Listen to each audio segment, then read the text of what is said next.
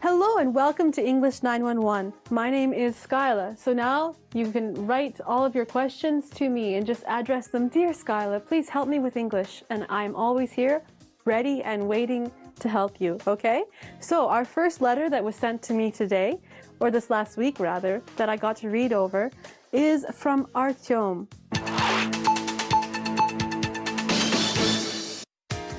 Now Artyom writes in, he says, when should you spell out a number and when should you write it as a number? For example, when you're writing a sentence, should you say, 7, or should you write 7? Well, the simple rule about this one is that if it's written in one word or two words, you can write it out as a word. However, if it takes, like, say, 70, I need to write here, 77 million, right? Then you need to write it out as letters, as numbers. Like, I'm horrible at math, 77 million would be many more zeros.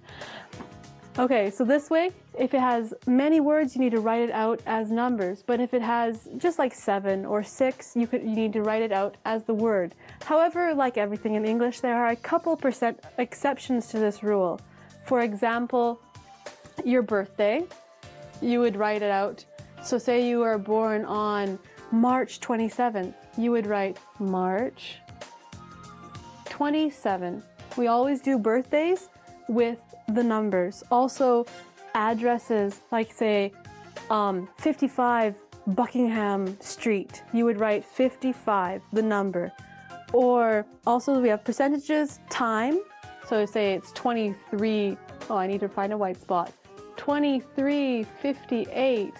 We always write it out with the number. So remember, if it's one word, or possibly two, you write it out as a word, unless it's a date, an address, a percentage, or a time, okay? Other than that, write it out as a number all the time and enjoy. Remember, math is fun. It's great to learn, it's great to use. Numbers are great to use in English as well. So now on to our second question, which we would write out like this. 2ND, second, which is from Victoria.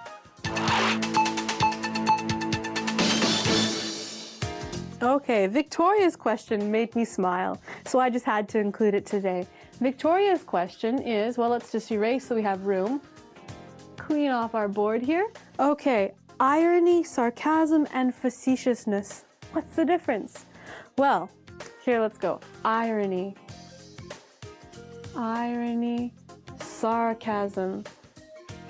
These are probably two words you've heard before. However, our last one is probably, it's not as common as a word, but it's a very fun word. Facetiousness. Let me make sure I'm spelling it right. I-O-U-S-N-E-S-S. Facetiousness. Okay, so now irony is using words to express basically the opposite of what you're actually saying. So if I said, I'm not at all tired, it just means, if I'm using irony, that I'm really, really tired. Or, I'm not at all hungry, thank you. You could say there's hidden irony there, because obviously the person who says it, they're hungry. Irony is to say something, but you're using the tone of voice to mean the opposite. I don't know if there's a shorthand for opposite, but here we go, opposite. However, sarcasm is you're using irony, but it's in a cutting way. It can hurt. For example, say you see this girl come up and you don't really get along so well, and maybe she has a nice dress on, maybe she doesn't, and if you just look at her and say, oh, your dress is beautiful, but what you're really saying, you're using sarcasm to hurt her. It's very mean. You're saying, I think your dress is not beautiful, right? So sarcasm is the same as irony, but it's mean. It's to hurt people. It's saying something in a mean way, a cutting way. Now, the best word, facetiousness, okay? Facetiousness is to use irony in a fun way, in a jocular, happy way. Facetiousness. Now, I couldn't think of any examples right at this moment, But it's, for example, Lewis Carroll. In Alice in Wonderland, he's always using irony, right? So he uses facetiousness because he makes jokes. It's using irony to make jokes. It's you saying something the opposite to make people laugh. In fact, most jokes, they end with the opposite. They end using irony, using facetiousness. So this one is to make people smile. Irony is to say the opposite. Sarcasm is to say the opposite, but in a mean, cutting way. And facetiousness, you make people smile. Okay, so now let's go on to our last question for today, which we would say, that's correct, we would say it third. Like this, we would write third. So our third question for today is from Slavic. Okay, so this question has to do with, well, I can never get my board completely clean. Okay, this question is about double negatives. Have you ever heard of double negatives? Well, here's some really good advice about double negatives. It says never say never.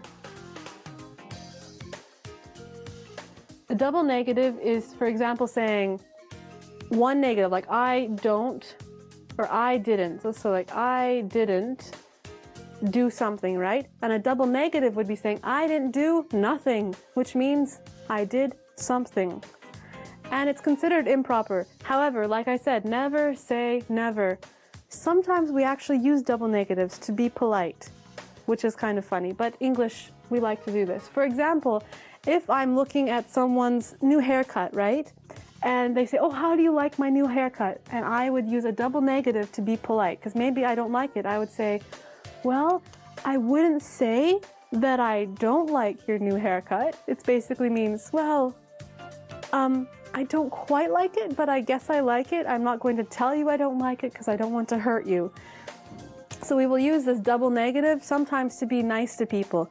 But remember that try and stay away from them. For example, don't say things like I didn't do nothing, or you never take me nowhere. You want to say you don't take me anywhere, or I didn't do anything.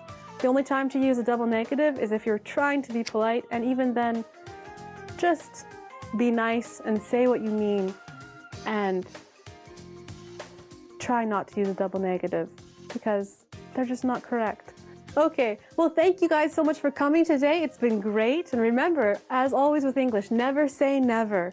You can always learn, you can always have more fun, more learning experiences. And for your next learning experience, I'm looking forward to seeing you next time. See you later. Goodbye.